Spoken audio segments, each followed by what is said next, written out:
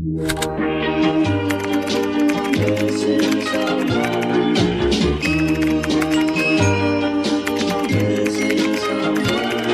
someone without you.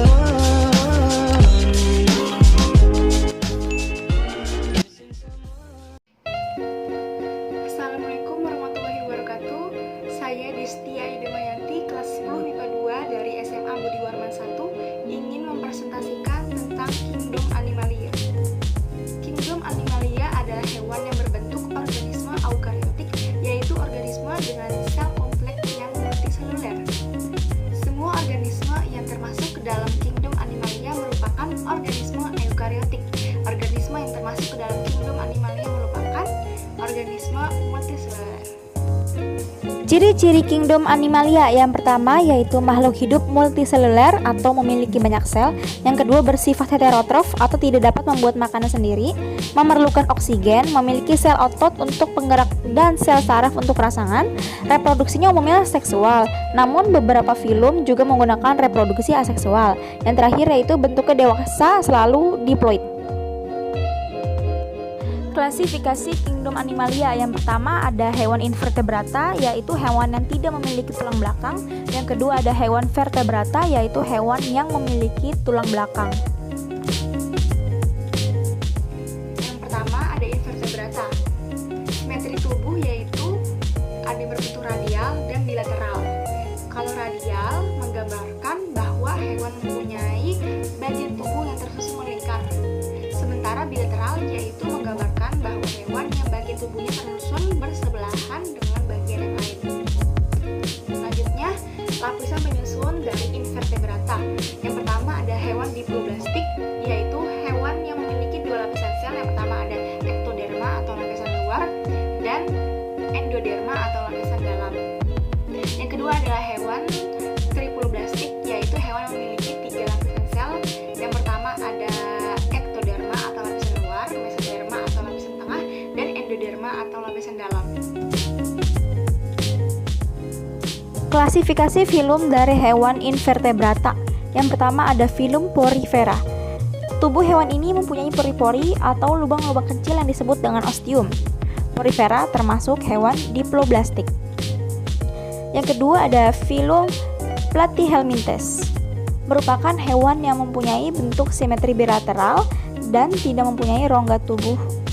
Tubuhnya tersusun atas tiga lapisan atau triploblastik. Yang ketiga ada filum Coelenterata. Hewan ini merupakan hewan berongga dengan bentuk tubuh simetri radial. Hewan ini ada yang hidup secara koloni di laut, contohnya ubur-ubur dan anemon. Tetapi ada pula yang hidup soliter, contohnya hidra. Yang keempat ada Nemathelminthes. 1. Mempunyai bentuk tubuh silindris dan bulat panjang. Permukaan tubuhnya tidak bersegmen tetapi ditutupi oleh kutikula. 2. Hewan ini termasuk bilateral simetris. Yang kelima ada Mollusca. Anggota Mollusca mempunyai tubuh lunak dengan bentuk simetri bilateral. Lapisan tubuhnya termasuk triploblastik. Hewan ini hanya hidup di laut, air tawar, dan darat. Yang keenam ada Echinodermata. Kelompok hewan ini merupakan kelompok hewan berkulit duri. Lapisan tubuhnya triploblastik dan berbentuk bilateral simetris saat masih larva. Setelah dewasa, tubuhnya menjadi simetris radial. Yang ketujuh ada filum Chordata. Ciri filum Chordata yang pertama mempunyai chorda dorsalis, yang kedua mempunyai nerve cord, dan yang ketiga mempunyai branchial cell. Selanjutnya ada filum vertebrata. Tubuhnya terbungkus oleh epidermis dan dermis, tetapi pada hewan air ditutupi oleh sisik dengan banyak mengandung kelenjar mukosa. Selanjutnya memiliki endoskeleton, memiliki kranium, terdapat otot atau daging untuk bergerak, dan memiliki traktus.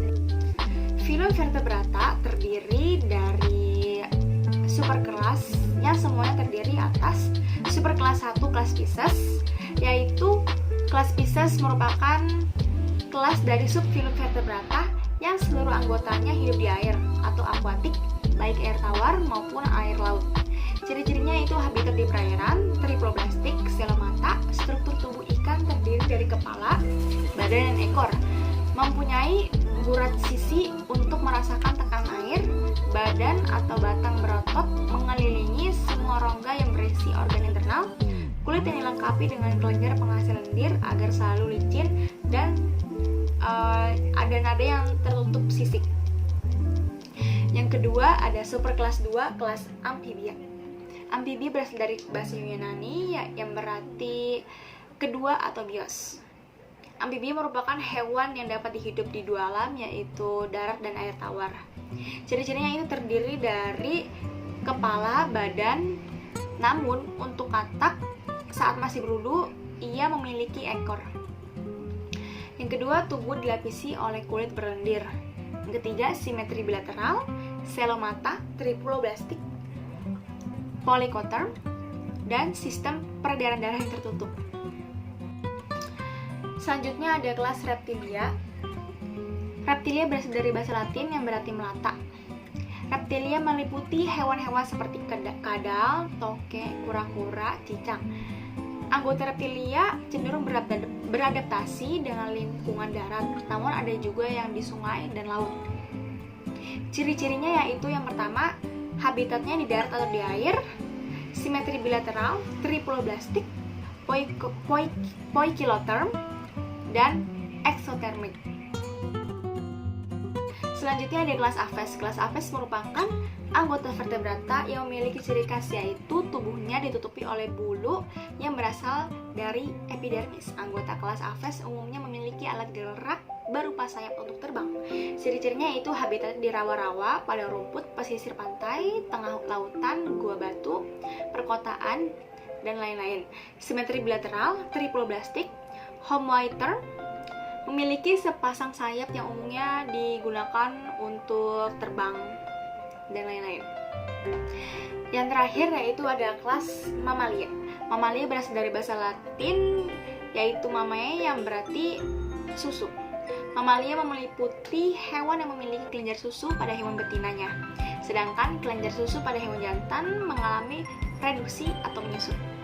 Ciri-cirinya yaitu habitat di darat, mempunyai kelenjar susu, simetri bilateral, selomata, dan triploblastik. Berikut adalah contoh-contoh dari hewan vertebrata.